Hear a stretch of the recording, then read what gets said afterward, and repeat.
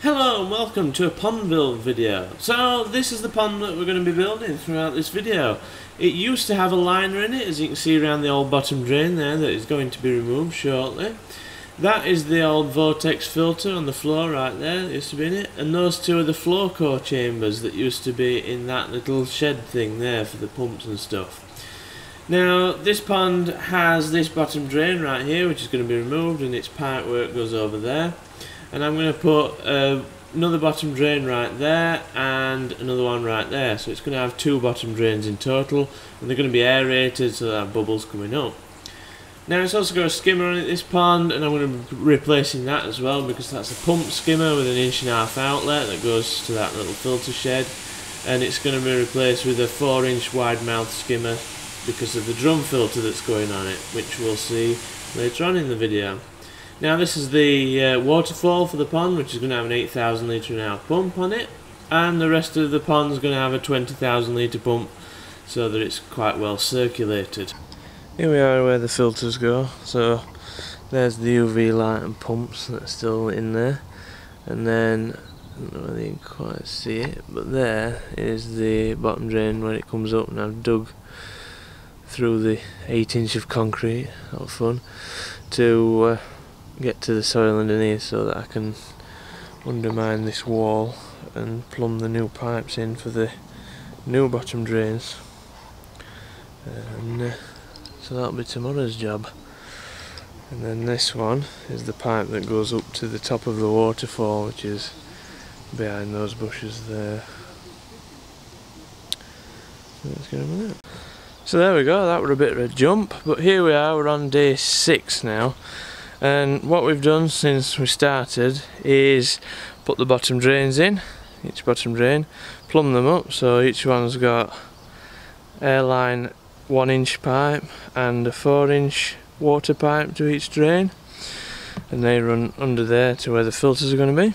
We've got the window cut out, and we've dug the bottom out a bit because it was sand at the bottom and a bit of clay and coal, and we've dug that out and put this hardcore in, whacked it, put the rebar all in, so that's alright.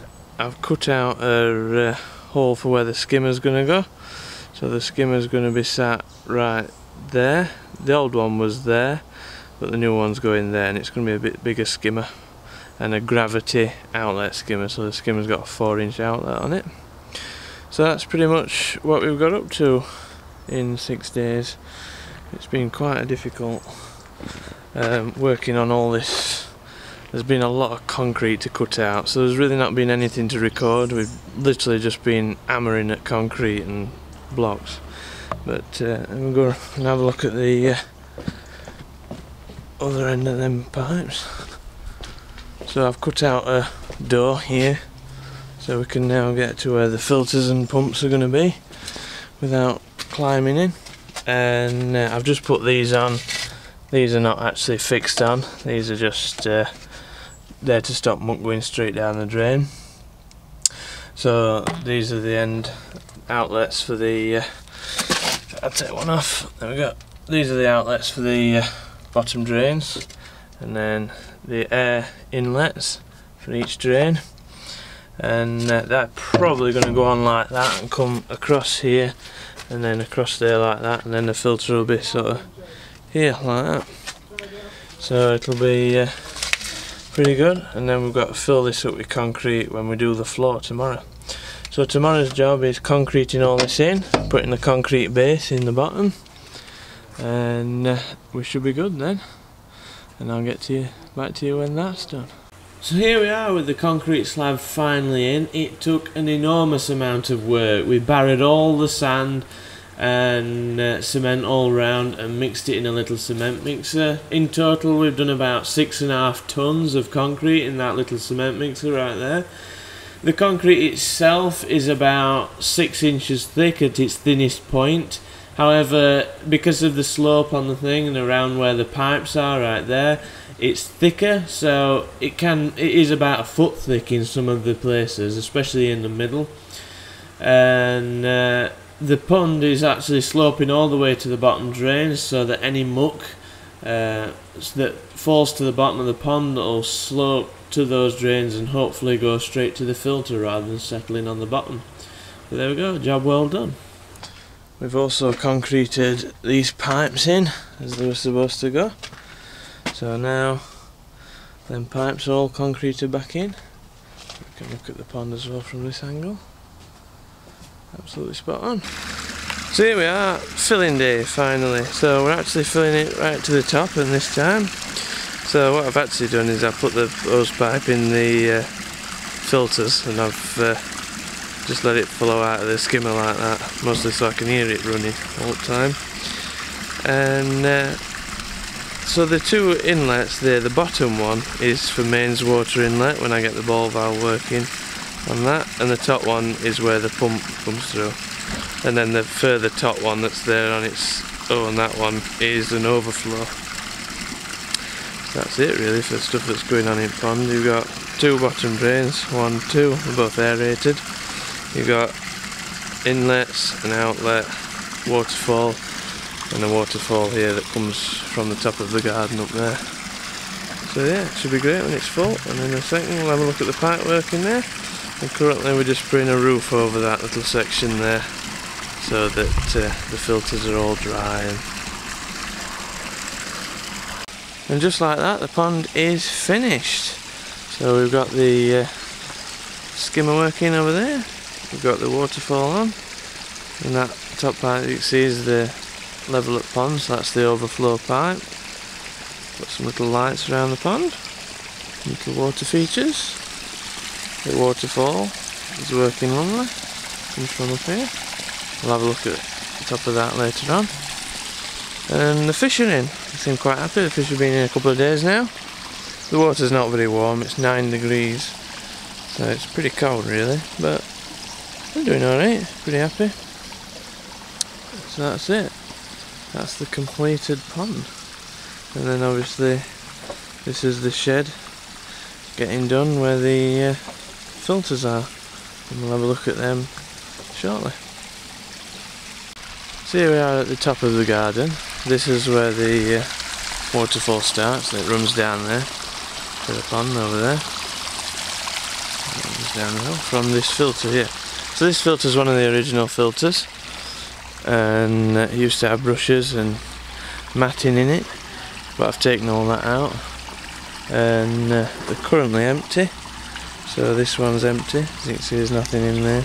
This is the last one, and then the first one's also empty. This one's also empty, and that's where the water comes in from the pond. And then we've got the middle chamber, which is full of zipper racks. There we go, filled that one with zipper racks. So we've only put one box of zipper racks in now, 50 litres, which actually is just a bit short for this pond. Probably could do another box really, but there's plenty of room for more, or you could even put K1 or whatever in these two chambers, and I figured this were a good filter to keep. Obviously all the old media wanted taking out because it was mucky and stuff like that, and after a drum filter you didn't need that kind of filtration, because this is pumped, this comes from the drum filter now. So eventually we might add some more media to these two chambers, but see how it goes next spring. But for winter they don't need any extra media. And then you can see the waterfall goes off down there, and then the pond is down there. So here we are with the filter room. Let's have a look inside. So it looks a lot different from when it started. Now what we've got in here is an Oasis drum filter, which actually I'm going to talk about in another video because I think that needs its own video. There's quite a lot I want to talk about this. For now I want to talk about sort of how this pond works and how I've put it together. So here's the two bottom drains that come from the pond, and they're valves to shut them off, and then there is the skimmer's valve right through that piece of wood that comes through that wall under there, and then they go to the front of the drum filter. So you've got bottom drain, skimmer, and then here you've got purge valves for each one. I always find it quite important to try to put the purge valves at the lowest point of the system. Obviously there's a slightly lower point because it goes down and under the pond, but what that'll do anyway, it'll be able to muck up that little bit. Should be fine.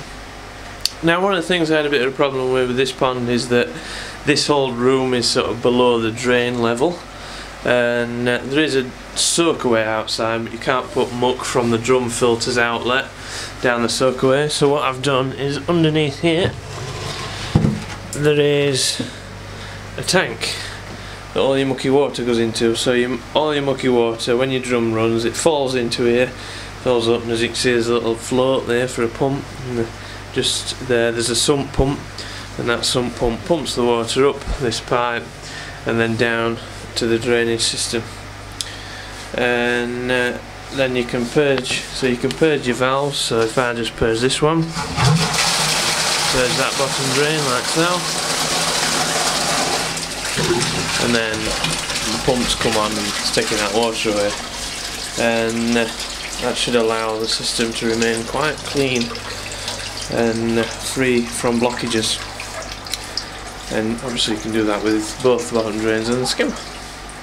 So what else have we got down here? This one here, this one on the wall here, is the overflow, and this actually goes to the soak away through that wall there, because there'll be no muck there, it can soak away quite fine. And then we've got the UV light. The UV light runs from the 20,000 litre pump just here.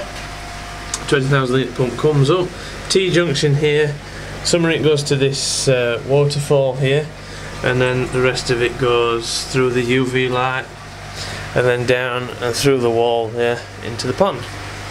And then the other return, the lower return, is actually coming up here and then to this tank here, and then inside this tank is a ball valve that is trickling now because it's replacing that water that I've just put down into that tank.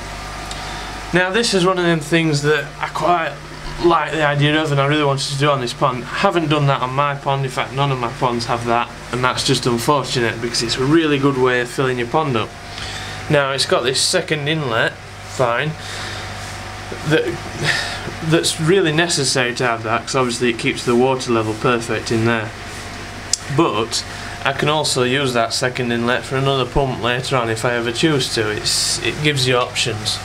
But for now it's used for the water thing because it's really handy, and that's why that inlet is a 2-inch inlet rather than 1.5 or even 1 inch, because this didn't need a 2-inch inlet. The 2-inch inlet were done just for future proofing it if another pump were put on it or anything like that, or heater. A heater, that could be the heater's return, something like that. Then we've got the air lines. So I've got 2 air inlets here, and I'm only using one of them, which is on that pump there. Now the one comes down here, obviously this one's turned off, but even if it were turned on, it wouldn't leak because it's got a non-return valve down there. So what happens is the air runs down there through that non-return valve down here, and then it goes to that drain, which is the furthest drain, and then there's this tap here that you can open as much as you like to allow it to the first drain.